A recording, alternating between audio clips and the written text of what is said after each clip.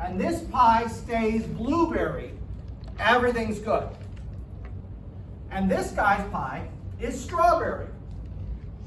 Now, a mercantilist says, if I cut out a slice of my pie and trade with this guy to get a piece of strawberry pie, I have just destroyed my economy.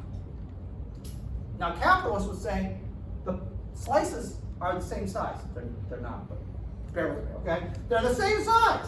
So who cares if you got one slice of strawberry in your blueberry pie? And the mercantilist would say, no, you don't understand. I just gave him an advantage. He's now winning. I traded with him. He's now winning. I'm now losing. Wait a minute. Didn't you want the strawberry? You said you needed the strawberry. That's why you traded blueberry for strawberry. Yes, I did. So then how does that hurt you? Because my pie isn't blueberry anymore. It's got strawberries contaminating it. What are you talking about?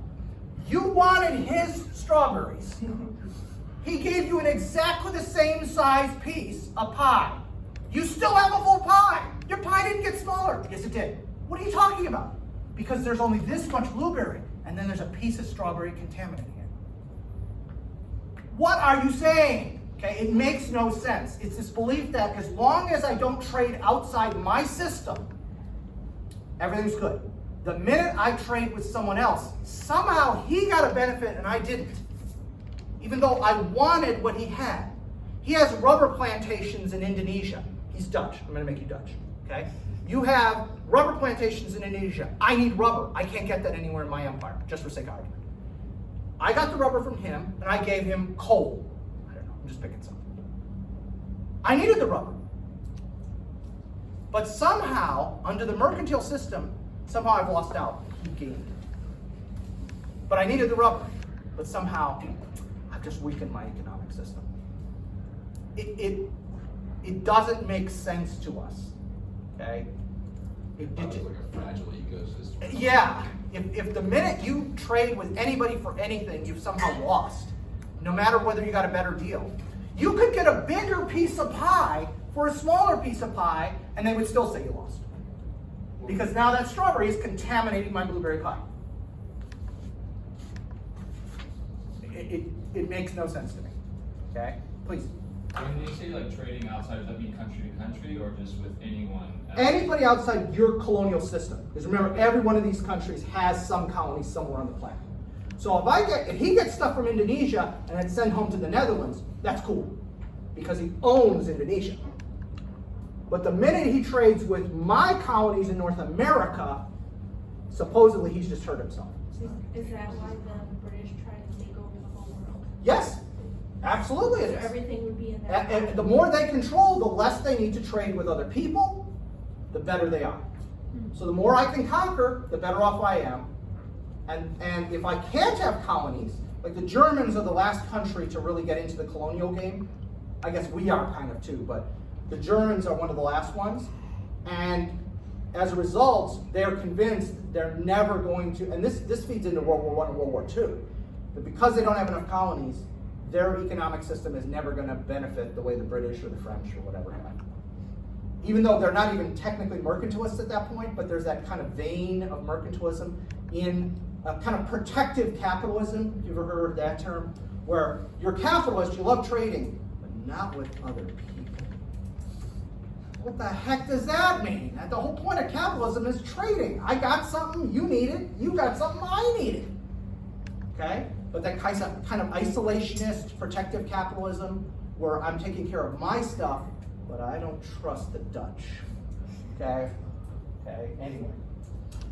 So, this is an issue, and we'll come back a little to that. And then lastly, the British, when this war is over, look at all this land they just got, and they go, we can't police all this land. It's too much.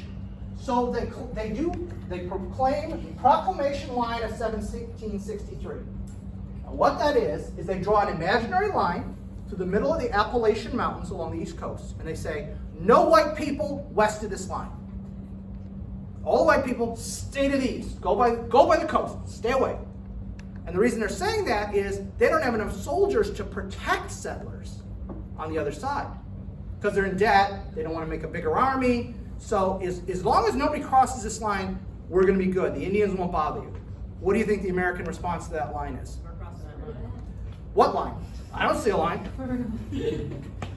Nope, don't see a line. And they whoop, go right across. And that creates all kinds of problems because the Indians get involved. Okay, so anyway. Now let's talk about the national debt issue. Okay. Oh shoot, see this is where not being able to, I have a slide that builds on each other. Here, maybe I can just move this here. All right. So this is the British national debt. So going back to the 1680s. All right. So where are we here? We are 17. Okay. So here's the British national debt at the beginning of the war. Here's the British national debt at the end of the war. Oof. Okay. Dr. B, can you click resume slideshow? I can try it again. Where is that? Here? Yeah. See, it doesn't. I don't know what the deal is. So the question is, who's going to pay for that national debt? And What units are like lying on? Cause like years of a bottom, but what's like what left side? it's millions of pounds. Millions. Millions of pounds. Okay? And the British Prime Minister tells us who's going to pay for that national debt.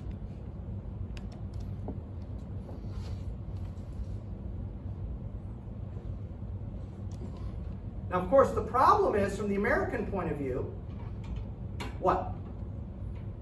They don't want to pay. This was their war in the first, the Britain's war. This was your war in the first place. This wasn't our war. Don't make this like, oh, you had to save us. We were doing okay when you guys just suddenly showed up and started a war. Well, that's not 100% true, but that's the American perspective on it. Whether it's true or not doesn't matter. That's the American perspective on it. And on top of it, wait a minute. Why should we be paying all the debt? I mean, we're willing to pay a little bit, but we shouldn't have to pay all of it. And, okay, wait a minute. Who voted for this? Because I don't remember any of my representatives at the New York State Legislature voting for this. No taxation without representation. So again, I don't remember voting for this. And the response is, you are represented by the other members of Parliament. Yeah, but I didn't actually get to vote for anybody. But nobody votes. But nobody votes in Britain, except this tiny sliver of, 1% or less of 1% of rich white guys who aren't noble. They're the only ones who vote. So, what are you complaining about? Everybody knows you're not going to get to vote. You're represented by these other guys. You didn't get to vote for them, but you're represented. Again, to Americans, that's crazy, because I know in the last election, I voted for my member of the New York State Legislature. I met him. He came, he gave a speech, I shook his hand. I voted for the guy. Now you're telling me some guy in England is representing me? I've never met him, I didn't vote for him. U.S. military history. Okay. So how the heck does that happen? Where did that come from? So, all of this will simmer for about a decade. Okay? For about a decade, this will all simmer. The irony is, if there is no French and Indian War, the American Revolution is unlikely, partly for those monetary reasons we talked about, but partly also because the French boogeyman would still be up there, scaring us, and the idea of leaving Britain would be insane. Why would you leave the British Empire when there's a French army up there? Tiny army, as we know, but there's a French army up there waiting to gobble us up. Well, now that the French are gone, that also adds to the attitude of Americans, why do we really need the British? Well, doesn't it also spread the British further? So, Yes, it does. It does.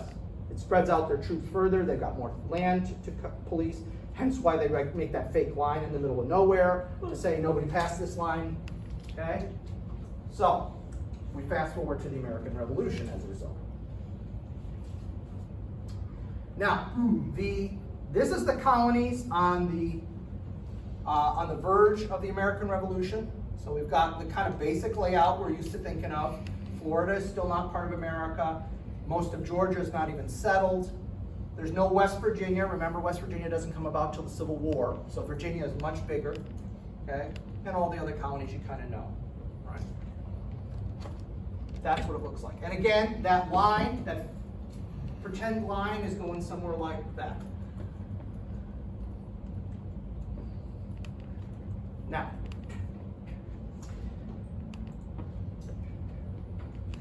what is the American fighting man like in the American Revolution? Well, there's a myth on the American side, there's a myth on the British side, and then there's reality. The American myth is that every American soldier in the Revolution is like one of Rogers' Rangers, which was an elite organization during the French and Indian War.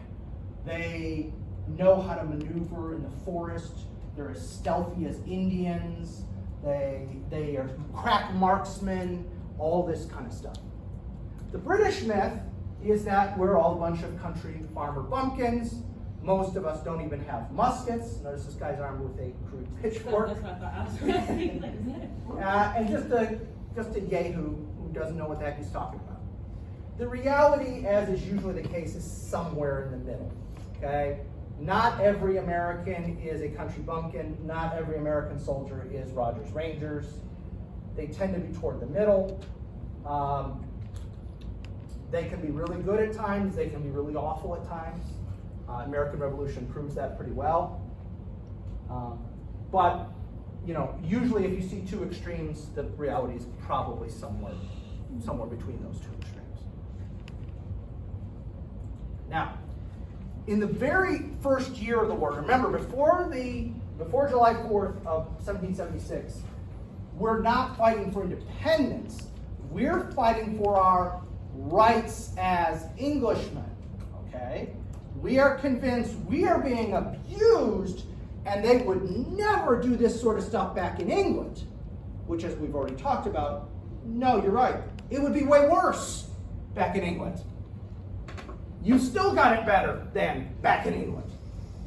But the attitude is, oh no, this is way worse. They would never treat British subjects in Yorkshire or Coventry like this. Yes, they would. In fact, they'd be worse than this, okay? And so we have this kind of first year as a year of illusions, that we're fighting for these mythical rights of Englishmen, this kind of thing. And so you have Sam Adams, who's right now famous mostly for beer, giving his take on the militia.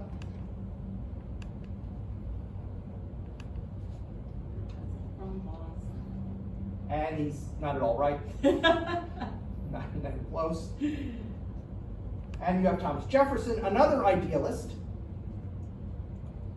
who likewise is not right. Neither men had actually had any combat experience at any time in the military. We have two politicians who are opening their mouth and emitting gas, and they don't know what they're talking about. Boy, that doesn't happen anymore. I'm glad we've taken care of that problem. Okay, so again, this first year, we're just trying to figure out what we're doing. We're just trying to figure out what we're doing. We're trying to figure out how we're going to do this. We initially are just trying to get our rights as Englishmen, but it becomes clear by the end of that year that there's the British colonists send a letter to the king, basically asking the king to intervene. Their perception is this is all Parliament's fault. If the king knew what was really going on, he's our buddy. He'd look out for us. And they send a petition to the king, and the king doesn't reply directly to that, but issues a proclamation in which he basically calls them all traitors and says they should all be hung. I'm paraphrasing, but that's basically what it says. And at that point, it's like, okay, well, I guess we're done. And that's what leads to the independence. Is the attitude, well, we appealed to the king, we thought he was going to look out for us, we thought it was Parliament that was our enemy. Turns out the king is our enemy too. We're out. Okay? And then we declare independence, and the war takes on a whole new nature.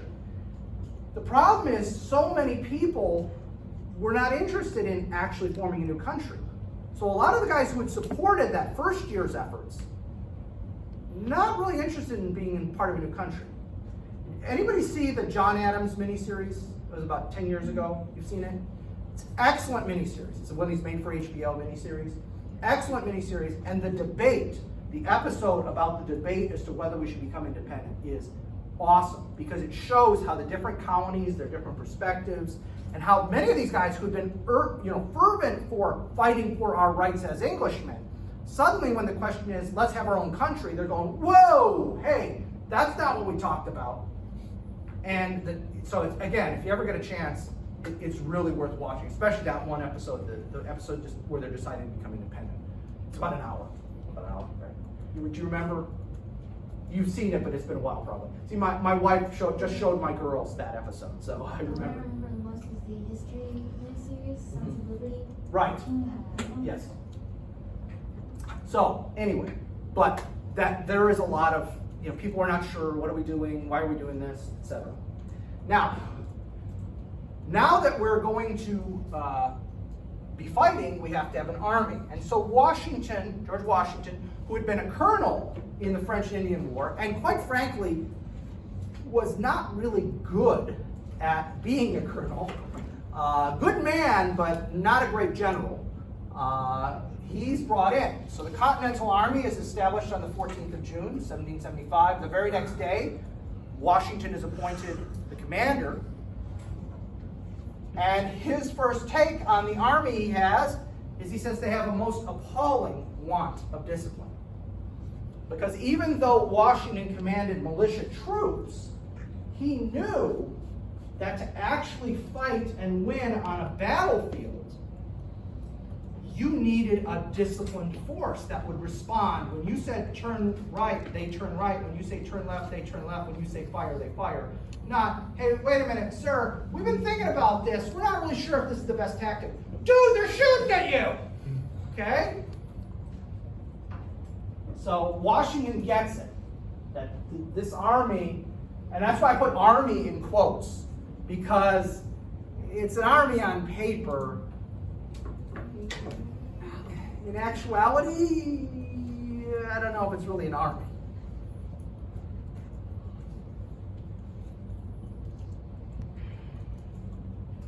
Ultimately, I would argue to you, am I going too fast? Is everyone able to keep up? I know I can talk really fast at times. Ultimately, we figure out over time that this is a war for the hearts and minds of the American people. That's what's ultimately going to decide this war, not battlefields. Yeah, it helps to win on battlefields, but we don't win the majority of the time. But we still win the war. This is all about the hearts and minds of the people. The center of gravity, and this is a term that's used very frequently in the modern military since the Vietnam War. Center of gravity. The thing that's most important, the thing that will win us this war are the people, the American people, and the concept of legitimacy. Are we a legitimate country? Do we have a legitimate army, or are we just a bunch of Yahoo farmers? Which is it? And so ultimately, that's how we're going to win. Is we're going to make ourselves legitimate, and we're going to get the people to support that legitimacy. Now, it's important to remember that the myth of the American Revolution is that after July 4th, 1776, that's it. The American people are all for independence. We rally around the flag. We're going to fight this together. Not true at all. Depending on which historian you talk to, remember there were no polls in 1776, but depending on which historian you talk to, generally speaking, they say about 1/3 of Americans supported the revolution. About 1/3 of Americans supported the British. And about 1/3 of Americans said, I don't give a crap. Don't care. I'm a farmer. All I care about is that I don't get a hailstorm that wrecks my wheat crop and my wife and kids don't starve. Don't really care about your politics. I've seen it done other ways. I've seen 25, 25, 50. I actually tend to support that one a little more. 50% being the I don't give a crap. What you'll also see is this support shifts based on who's present. I.e., if the British Army is in town, God save the king! If George Washington's in town, long live the revolution! I mean, that just makes sense, no? Do a bunch of guys say, hey, we're the Steve haters. We don't want to beat the shit out of anyone named Steve. What's your name? Yeah, exactly. Exactly. No, absolutely. Okay. So, again, but there is a pretty sizable group that is loyal to the king, and that's understandable. At the time, if you were born and raised in that society, and you're an adult, you'd spent your whole life as a subject of the King of England. King of the United Kingdom, technically. Okay? And you were proud to be English, if you were English. Remember, there are some Germans and some Dutch and some Swedes and a few other ethnic groups in England in there. So it's understandable that a certain percentage of people would say, well, rebel against the king, that's treason. I'm not doing that. Now, another issue is going to be the relationship between security and force ratios. Let me explain what the heck that means. Security, by security, what it means is you're feeling as a civilian that you don't have to worry. Okay? You're feeling that you don't have to worry about being attacked at any given moment by whoever. Doesn't matter who the who is. Okay? I can know that I can be with my family, I can farm on my land, I can do whatever without somebody just showing up randomly to kill me or to hurt my family or to steal my property. Okay? That's what I mean by security. Force ratios. Force ratios means how many troops I have in a given place at a given time. So, I feel secure the more forces, but there's a max out point. Okay? Political scientists get into the percentages. Historians generally don't get into the percentages.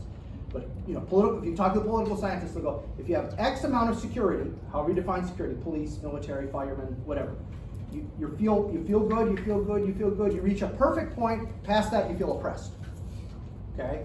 So there's a sweet spot, right? Where too few means I'm worried, too many means, what the heck are we in a fascist state? There's that sweet spot right there where I feel awesome. I don't worry about the police or the security forces. I don't worry about the criminals or the opposing side. Okay? And so that's the issue. You got to find that sweet spot. And when the people feel secure, they're more likely to support the revolution. When they don't feel secure, they're either going to go neutral or they're going to go against the revolution.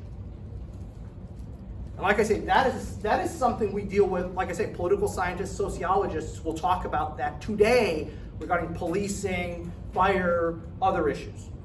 Okay? That there's this sweet spot where everybody feels good, you go above it, you feel threatened by the police, you feel below it, you feel threatened by the criminals. So we still have that. But this is in military terms rather than policing terms. Okay? This is a political rather than a military solution. Ultimately, why we win is politics, diplomacy, not on the battlefield. George Washington's record, he doesn't make it to the playoffs. Okay? He's not above 500. Okay? Unless your playoff system is one of those where you can make it to the playoffs without going above 500. I hate that. I'm not a huge sports guy, but I remember. What's that? The Giants, when they won the Super Bowl, they were 6-10. Yeah, exactly. I mean, which is insane. I don't like it when they cast the net so wide. You get teams that are below 500 or barely 500 that make the playoffs. Okay? Washington shouldn't make the playoffs. He's got a losing record. All right? But he wins just enough for the diplomacy, okay? The diplomacy and the politics to push things forward. And he realizes that pretty quickly. Washington, one of the things I like about him is that internally, he's self-aware. This is one of my personal philosophies. Self-awareness is the most important thing you can have. Okay, what does that mean to be self-aware? If I say I'm self-aware, what does that mean? You know who you are. I know who I am. You know your limits. I know my limits. You have a grasp on what you look like from an outside perspective. Right. Right. I know my limits, meaning I know what I suck at. I'm not teaching math for a reason. I'm not teaching science for a reason. I suck at those subjects. Okay? But if you are self-aware, the more now and can anybody be completely self-aware? No. No. It's impossible.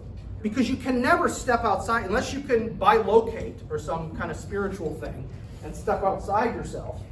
You can't completely know what people see. Separation of the id and the ego, Yes. stuff like that. Yeah, you're getting into some Freudian stuff in there. But you can't unless you can make your spirit leave your body and observe yourself for a day somehow. You're never going to know really how people perceive of you, how you look, and quite frankly, you're probably going to be frightened when you see it.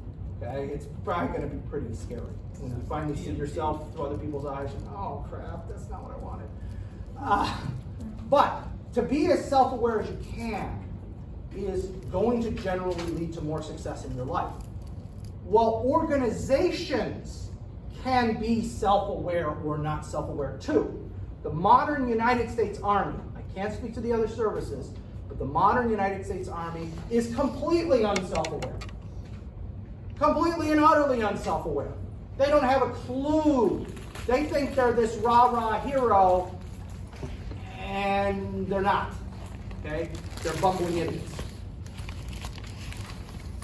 So, Washington, I will give him credit that he is fairly self-aware. Not 100%, nobody's 100%. But he's pretty high on that chart.